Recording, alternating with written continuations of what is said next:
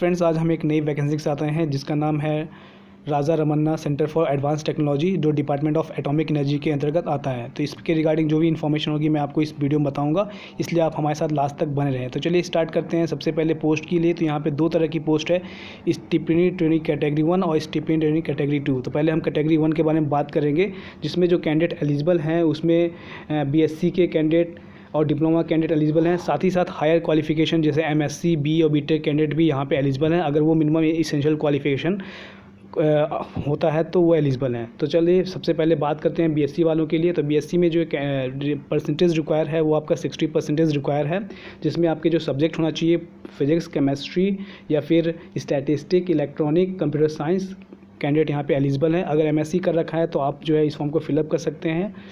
और दूसरी जो पोस्ट है वो डिप्लोमा के लिए है। डिप्लोमा में जो है BTech के कैंडिडेट भी फिलअप कर सकते हैं, बशर्ते ये है कि उनका जो इसेंशियल क्वालिफिकेशन है यानी कि डिप्लोमा वो होना चाहिए।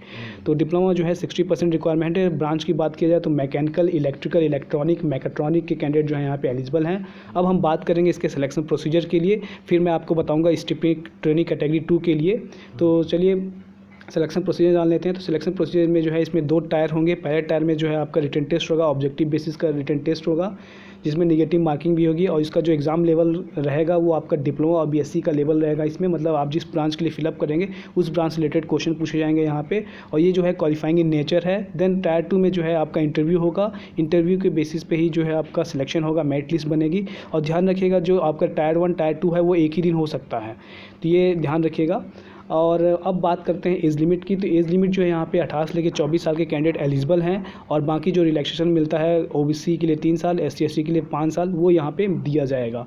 अब बढ़ते हैं इसके सैलरी वगैरह के बारे में। थोड़ा सा ट्रेनिंग के बारे में बता दूं आपको। तो जो 2 साल जो है इसमें ट्रेनिंग में रखा जाएगा। ट्रेनिंग के दौरान जो है 16,000 पहले साल और 18,000 जो दूसरे साल प्रोवाइड किया जाएगा आपको। और ट्रेनिंग जब कंप्लीट हो जाएगी तो आपकी जो सैलरी है वो 44,900 रुपये कर दी जाएगी। जो पोस्ट है वो आपका साइंटिफिक असिस्टेंट कर दी जाएगी, और लेवल पे जो इसका रहेगा वो 7th रहेगा।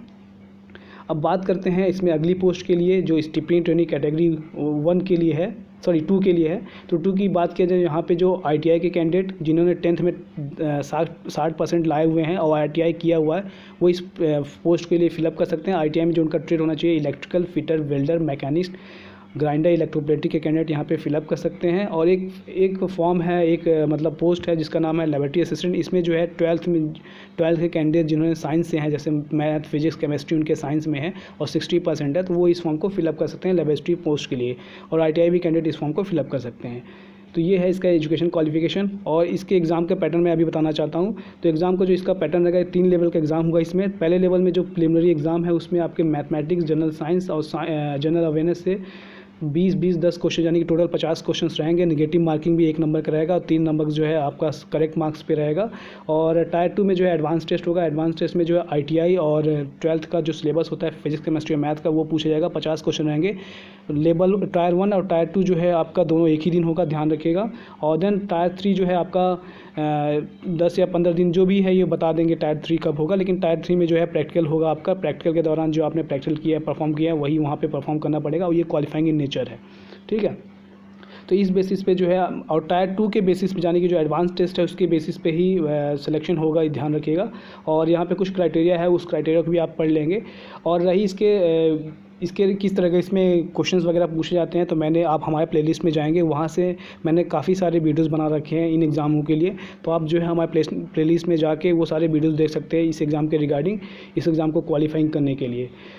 अब बात करते हैं कि क्या सैलरी प्रोवाइड किया जाएगा कैटेगरी 2 में। तो देखिए सैलरी जो प्रोवाइड किया जाएगा यहाँ पे आपका पहले साल जो है, इसमें भी 2 साल ट्रेनिंग है। पहले साल जो है आपको 10,500 रुपये और दूसरे साल जो है 12,500 रुपये प्रोवाइड किया जाएगा। देन जब ट्रेनिंग कंप्लीट हो जाएगी तो ट्रेनिंग कंप्लीट होने के बाद 25,500 रुपये आपकी सैलरी रख दी जाएगी और टेक्नीशियन पोस्ट दी जाएगी स्टिपेंडी ट्रेनिंग कैटेगरी 2 के लिए। एज लिमिट की बात की जाए तो एज लिमिट जो है यहाँ पे इसका 18 से लेके 22 साल है स्टिपेंडी ट्रेनिंग कैटेगरी 2 के लिए। और बाकी जो रिलैक्सेशन मिलता है वो दिया जाएगा। अब बात करेंगे इसके एप्लीकेशन फ़ी के बारे में। तो यहाँ पे कोई भी एप्लीकेशन फ़ी नहीं लिया जा रहा है, चाहे कैटेगरी 1 के लिए आप फिलअप करो, चाहे कैटेगरी 2 के लिए फिलअप करो। और दूसरी बात, इसका एग्जामिनेशन सेंटर की बात किया जाए तो एग्जामिनेशन सेंटर जो होगा इसका इंदौर होगा। तो ध्यान रखिएगा इसके एग्जामिनेशन सेंटर पे, इसका एग्जामिनेशन सेंटर जो है ये ऑल ओवर इंडिया में एक ही जगह होगा, जहाँ की उसका नाम जो है मैंने आपको बता दिया, इंदौर जो है यहाँ पे आपका इसका एग्जामिनेशन सेंटर होगा। तो जहाँ पे ये सेंटर है Raja Ramanna centre for advance technology Indore MP, वहाँ पे जो है इसका एग्जामिनेशन सेंटर होगा। तो ये रही इससे रिगार्डिंग सारी इन्फॉर्मेशन। और इस एग्ज़ाम के रिगार्डिंग अगर क्वालिफाइंग करना चाहते हैं तो हमने वीडियो बना रखा है, आप हमारे प्लेलिस्ट में जाके वहाँ से वीडियो देख सकते हैं इसके एग्ज़ाम के रिगार्डिंग। सो फ्रेंड, यहाँ से हम वीडियो को एंड करते हैं। आशा करता हूँ आपको हमारा ये वीडियो जो है पसंद आया होगा, और आपका फॉर्म अगर फिलअप करना चाहते हैं, अगर कोई कमेंट है तो आप हमें कमेंट कर सकते हैं। Thanks for watching and listening.